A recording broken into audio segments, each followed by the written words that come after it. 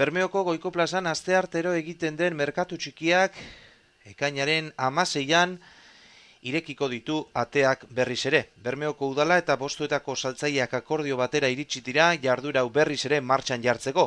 Indarrean dauden segurtasun eta osasun neurri guztiak behar bezala bermatu beharko dira, bai saltzaileen eskutik, baita erosleen eskutik ere. Besteak beste, alde biek adostutako akordioan honakoak jaso dira. Azoka txikiko saltzaileen jarduera behar bezala betetzeko, salmenta postu guztiak 2 bloketan banatzea erabaki da. Aste biko epean denek lan egiteko aukera izango dute. Postu guztiek sartzeko aukera izan dezaten, hauen neurriak murriztuko dira, 5 metroko postuak 4 metroko izatera pasako dira eta 8 metrokoak 6 metro izatera. Postuen arteko distantziari dagokionez, 6 metroko pasabidea bermatu beharko da, aldeen artean 4 metro distantzia bermatu beharko da.